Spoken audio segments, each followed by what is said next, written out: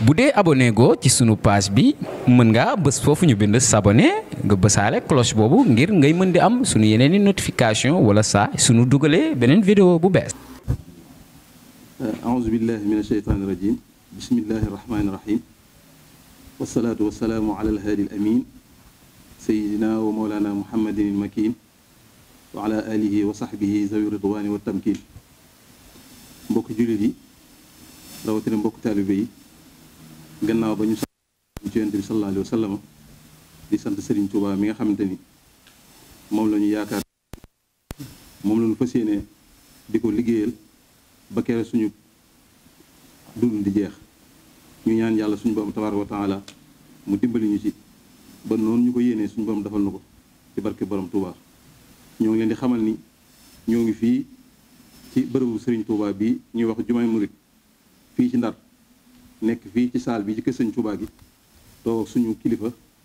suñu jëwriñ di suñu sëriñ Serigne Hamidou Mbacké moom Cheikh Mouhamadul Murtada ibnu Xaadimu Rasul mooy toog nag mbooleem commission ad hoc bi nga xam ni comité ad hoc bi nga xam ni ñoom la tànn ngir bëgg a ànd ak ñoom liggéey bii nga xamante ni mooy liggéeyu jumaa ji. xam ngeen ni liggéeyu jumaa ji dafa am ndigal lu yees loo xam ni daa jóge ci Cheikh Mouhamadul Mountakha yàlla na fi yàgg te wér ñëw wàcc ci Serigne Hamidou Mbacké mii muy ndigal loo xamante ni mooy yeesal jumaa ji ba mu gën a dëppoo ak jamono yeesal jumaa ji ba mu gën a dëppoo ak wàcc waay Ndar ci yoon wi. moo tax mu tànn comité bii nga xamante ni ñoom la fas yéene ànd ak liggéey bi ñu fas yéene koo yaatal ba ci mbokki taalibe bi yëpp ak mbokki jullit yëpp ak Ndar gépp gannaaw ba loolu wéyee nag ñoo ngi fas yéene jox kàddu gi Serigne Hamidou Mbacké moom Cheikh Mouhamadul Mourtada mu woote ci liggéey bi bu waxee ba noppi ñu jox sa jëwrinam porte-parole am Cheikh Ahmadou Bamba Sylla. bismillahi irrahmani irrahim alhamdulilahi rabbil alamin wasalaatu wasalaamu ala alhaadi al amin sayidina wa maulana muhammadin il makin wa ala alihi wa sahbihi zawi ridwani wa tamkin yéen bokki jullit yi watina bokki taalibe yi nekk fii ci Ndar ak li ko wër lépp ñu ngi leen nuyu bu baax a baax di leen baalu àq ci weer wi ñu nekk di weeru tabaski wii ñaan suñu borom mu may ñu yegg ci ak jàmm incha allah te fekkoo ko ay at li waral suñu kàddu nag li waral jataay bi ak kàddu yi mooy ndigalu sëñ Muntaxa moo joxe ndigal ci ñu yee salaat jumaay murit ji nekk Ndar ci biir ndigal loolu nag ñu ngi ci woo mbokk yi ci dëkk bi yëpp di jiital sëñ Moustapha mu sëñ Mourtala ak mbooleem kilifa yi ci dëkk bi yëpp di ko yëgal mbokki taalibe yëpp itam di leen ci soññ bu baax a baax nga xam ni sëñ Muntaxa moo joxe ndigal ni nañ taxawaat jumaa ji def ci suñu yitte ñun ñëpp kon nag ndigal li daal ñu ngi ci woo jullit ñëpp ak mbokki taalibe yëpp di ko yëgal waa nguur gi président de la république di ko yëgal mboolem kilifa diine yi ci dëkk bi yëpp nag joxe na ndigal itam ni jàpp na bisu teg xeer wi mooy buñ tabaskee ba bis bi dellusi waaw fii ci jumaa ji Sëñ Muntaxa nee na incha allah buñ ci àggee dana yebal ndaw mu ñëw teg si xeer wi bu ko defee liggéey bi mën a tàmbali kon nag loolu rek lañ doon yëgle di ko wax ci turu Sëñ Muntaxa li ci des dañ koy jox Sëñ Bamba Sylla mi nga xam ne mooy porte-parole mbooloo mi ci wàllu liggéey bi mu gën ko leeral kon nag kàddu yi daal mooy ndigal loolu rek jottali ndigalu Sëñ Muntaxa ci woote liggéeyu jumaay Ndar ji nga xam ne jumaa ji dafa laaj ñu yee salaat ko ndax tabax bi dafa màggat dafa laaj nag ñu yee salaat ko kon loolu ñu ngi ci woo jullit ñëpp di ci woo mbokki taalibe yëpp ñi ne ci dëkk bi ak ñi ne ci réew mi ak bitim réew yëpp ku bokk Ndar daal Sëñ Muntaxa nee na waa Ndar def seen yitte ci jumaa ji na ci def seen yitte lépp lu ñu waroon a liggéey waroon ko andil nee na nañ def yitte ci jumaa ji ba liggéey bi àgg ñu doog a dellusi ci moom waaw loolu mooy ndigal li loolu xam naa sax danañ teg waxtaanu Sëñ Muntaxa woowu directement ba ñëpp mu gën a leer ci seen bopp bu soobee yàlla incha allah ñi sant ñëpp di gërëm ñëpp asalaamaaleykum wa rahmatulah min asheytaani rajim bismillahi rahmaani rahim alhamdulilahi rabbil alamin allahuma salli ala muhammadin wa ali muhammadin wa sallim assalaamu aleykum wa rahmatullah si ndigalu sunu sëriñ sunu kilifa sëriñ Xaamidun Mbàkke moom sëriñ Mortada yal na yàlla yàggal ko fi lool te yokk ak wéram yàlla dëgëral ko ak ndimbalam moom sëriñ bi mu wax ni mi ngi jël kàddu nuyoom ak kàddu siyaaram yóbbaale mboolem mbokki talibe yëpp jëme ko si sëriñ Muntaxa Mbàkke xalif général di murit nee na mi ngi koy ñaanal yàlla yokk aw fanam yàlla yokk ak wéram ba yéene yi fa mu bëgg mu àgg fa mu àggale ko fa te ñaan ko ak moom sëriñ bi nag ni mu ko waxee wax na li waral jotaay bii muy sëriñ Muntaxa Mbàkke moo ko woolu jox ko ndigal li mooy da ko wax ne ko dama bëgg jumaay murit jee nekk Ndar di gën a dem mosquée murit bu Ndar nga yeesal ko ànd ko tali bi yëpp jiite liggéey bi ba jumaa ja yees tàq ma ànd ak ña may àndal ñëw fekk si la ànd ak yow ñu tijj ko alhamdulilah incha allah yal na yàlla motalee noonu ko sëriñ bi bëggee loolu la ko sëriñ bi wax. loolu nag bi ko sëriñ bi waxee jox ko ndigal mu def si ay liggéey moom sëriñ Amidou Mbacke liggéey yu mat sëkk ba wut ab plan bu mucc ayib dellu ba sëriñ ba ndax la ma doon liggéeyaloo day plan bi mi ngi nii wan ko ni mel sëñ bi rafetlu ko ne ko nii baax na mu ne ko nag bis bi mu ngi toll si 3 milliards moom mooy bis bi koy liggéey sëriñ bi rafetlu ko ne ko loolu it maanaam baax na ba mu dellusee nag moo waral woote bii nii mu ne kon liggéey boobu nga xam ne sëñ bi jox na ko si ndigal jàppal ko bis ne ko bis bi ñu jullee bu dellusee bis Tabaski bu dellusee danaa yebal sama ndaw mu ñëw ànd ak yow ngeen teg xeer wa tàmbali liggéey bi kon loolu day tolloog altine le 24 juin 2024 loolu lay tombeel à 9h 10h sëñ ko convaincre taalibe bi yëpp ak jullit ñëpp si jumaay murit ba tegu xeer wa jot kon sëñ bi wax ni ñi mbokkal Sëriñ Tuubaa ñëpp tàmbalee ko si ñu si dëkk bi bàyyiwul kenn tudd na léegi maanaam magam kilifaam sëriñ Moustapha Mbacke moom sëriñ Mortada bàyyiwu ko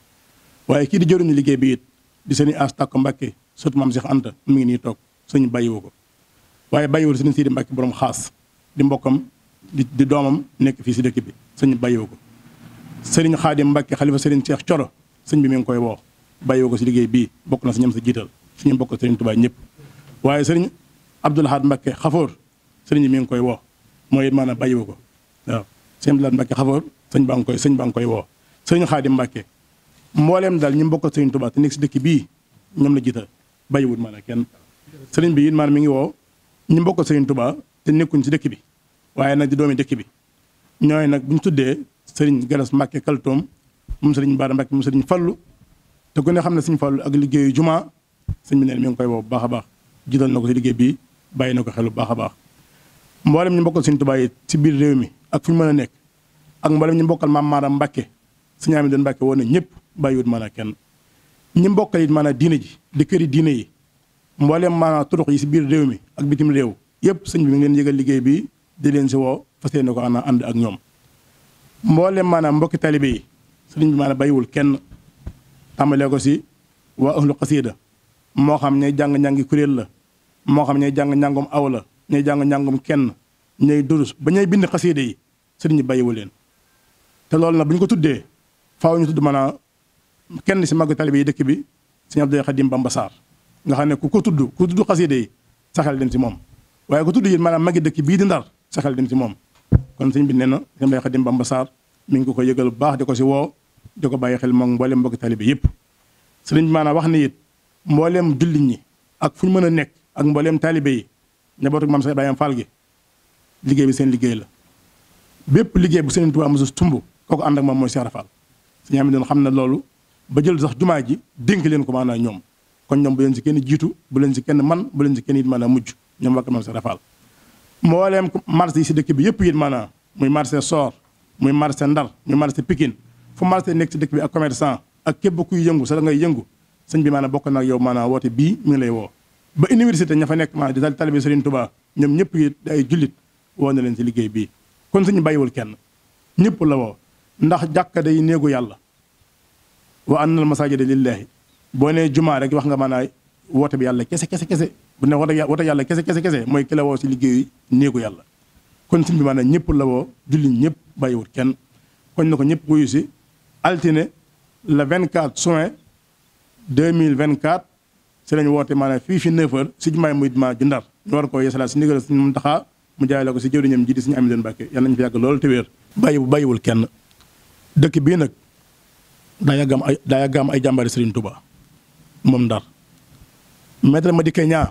ñëpp xam nañ ko Serigne baa ngi koy woo si liggéey bi di ko bàyyi xel Cheikh Bamba Dieye di doomu yoon wi ñëpp xam nañ ko it muy jàmbaaru Ndar Serigne baa ngi koy woo waaye Serigne bii ni mu ko waxee mu ngi jël ab woote ak bu yëgle jëmee ko si njiitu réew mi di Bachir Diomaye Faye yal na yàlla dëgëral ko àggale ay yéeneem si réew mi sëñ baa ngi koy woo si liggéeyu maanaam bii ko si Muntaxa jox jaarale ko si monsieur le maire mu àgg maanaam si préfet ba si gouverneur bu dëkk bi région de Saint-Louis ñoom ñëpp sëñ bi maanaam woo na leen bàyyiwul kenn liggéey bi seen liggéey la woote bi maanaam seen woote la bu leen si kenn njëkk bu leen si kenn maanaam mujj jërë ngeen jëf ma Cheikh Amar ku ne xam na ko jàmbaari Serigne Saliou jooju jàmbaari yoon wi jàmbaari Ndar di doomu Ndar ñu ngi koy woo di woo alaaji Bogaan mi nga xam ne doomu dëkk bi la it di doomu Ndar gii taalibe Sëñ Mbàkke Soxna Lo sëñ bi it mi ngi bokk moom liggéey bi di ko woo kon daal dafa nekk ni maanaam day ab woote nag mu ne surtout maanaam tudd ñëpp kenn waaye ku dégg woote bii Sëñ Amidou Mbàkke nee na ku ko dégg xamal ni maanaam boo si déggul sa turit yow la sa jiital ñëpp la woo ndax suñu mën a xam la jox ndigal boo nee julli ñëpp ne murid ñëpp kenn génnul ku génn yaa génn sa bopp jërë ngeen jëf aouzu billahi min shaytaani rajim bismillahi rahmaani rahim alhamdulillahi rabbil alamin alhamdulillahi rabbil alamin ginnaaw ba nag sant yàlla julli si yonent bi ñu ngi sant Cheikh Al Khadim di sant maam Cheikh Anta borom gaawaan borom Daaru Salaam ak gaawaan ñu boole si yoon bi te di ñaanal sëñ Muntaxa mu yàgg fi lool te wér ba liggéey bii mu ñu sant suñu borom ba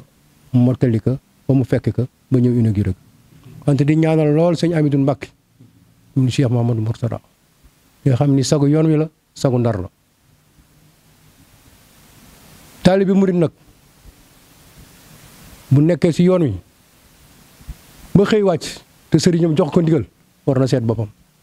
kon waa Ndar war na sant yàlla bu baax ni sëñ Muntaxa joxe ndigal ñu yeesal jumaa ji nag ay mag a ko fi defaroon ci ndigalu sëñ Cheikh Abdoulaye Mbacke yal na yàlla yokk leeram ba mu mel ni mu mel ay jàmbaar lool liggéey ko ba mu mel ni mu mel tey jii nag sëñ Muntaxa yàlla na fi yàgg te wér mu jox ñu ndigal jaarale ko si sëñ Hamidou kon ñun lépp lu ñu am ak lépp lu ñu amul nañ ko wuti yeesalaat jumaa ji ndax loolu mooy sunu ndam di sunu sag bu ëllëgee bu ñu gisee Cheikh Al Khadim duñu sëgg kon daal maa ngi digalaan waa Ndar yëpp fépp fu jullit nekk nga jàpp ci liggéey bi bu amee at bu amee ñaari at nan si jàpp ba mu yees ba yoonu murid yëpp am ndam waa Ndar am ndam diine lislaam am ndam yàlla na ko yàlla defal si barke Serigne Touba jërë ngeen jëf yàlla na yàlla fay yiw ci barke Serigne Touba. Billahi mina shaytani rajim. Après avoir rendu grâce à Dieu,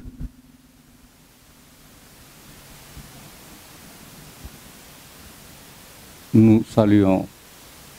d'abord le khalife général des Mourides, qu'Allah lui donne longue vie et une santé de fer. Nous remercions le jawriñ du comité ad hoc au nom de Cheikh Hamidou Mbacke ibn Cheikh Mouhamadoul Mourtada d'avoir réuni, après le ndigal du khalife général des Mourides, de rénover la grande mosquée mouride de Ndar. Le comité ad hoc, dont l'objectif essentiel est de tout faire pour réaliser cet objectif, pour réaliser ce projet d'une dimension exceptionnelle, car à l'endroit de la grande mosquée de Touba, de Massalik ou d'autres réalisés par la communauté mouride, Cheikh Serigne Mountakha Mbacké a voulu que Saint-Louis ne reste pas l'un des fiefs de Serigne Touba en arrière. Sur ce, le comité ad hoc a tout fait pour réaliser les préalables pour réaliser ce projet. Ainsi, nous avons le comité derrière nous, sur la direction de Serigne Hamidou Mbacké. Ainsi, nous avons cru faire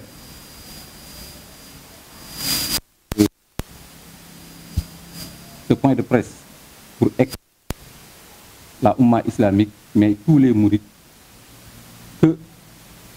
la réalisation de ce projet-là est un ndigal du khalife général des mourides, particulièrement à l'endroit des mourides de Saint-Louis. Sur ce, nous exhortons tous les mourides de Saint-Louis,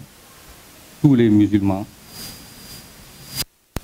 de mettre la main dans la pâte pour que ce projet puisse réaliser dans les plus brefs délais. C'est à l'endroit de tous les khalifes, de tous les khalifes musulmans, je veux dire des confréries musulmanes qui sont dans Saint-Louis, mais à l'endroit aussi de tous les daïras, de toutes les fédérations, que cet appel va vers eux, va vers toute la communauté musulmane de Saint-Louis. Je crois que ce sont des propos du président du comité que nous voulons apporter en français. Ainsi, on va laisser un de nos collègues faire l'éclaircissement sur le projet à l'endroit de Abdou Karim Fall, qui est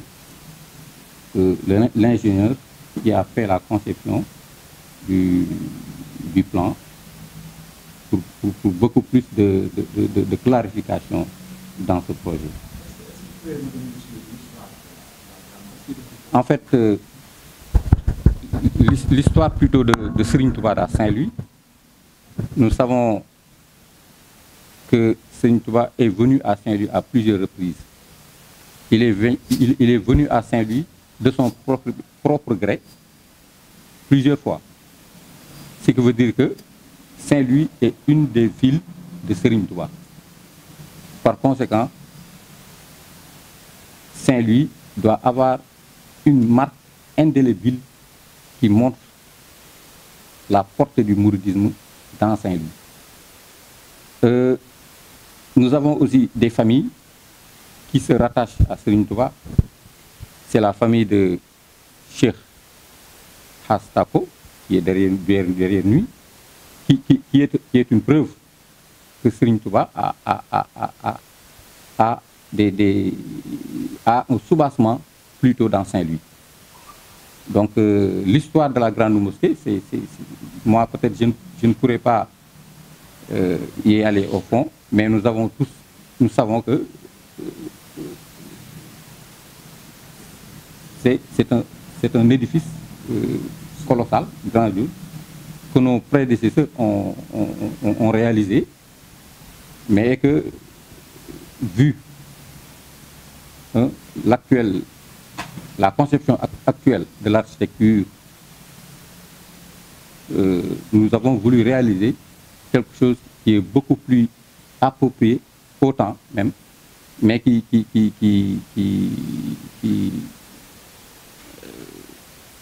répond beaucoup plus aux visions du khalife général des mourides par rapport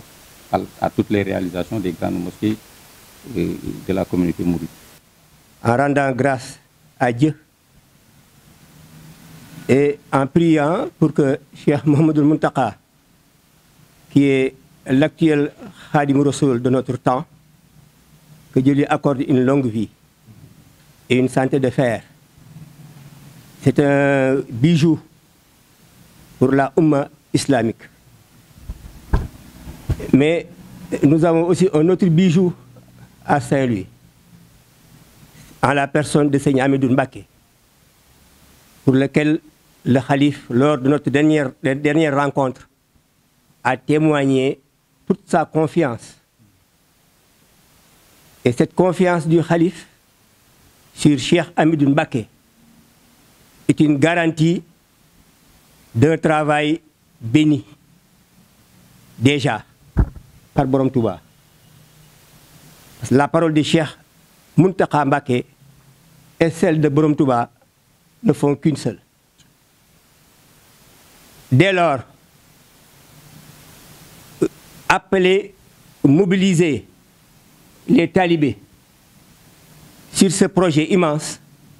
devient facile. Du moment que la parole du Khalife est venue en imminence,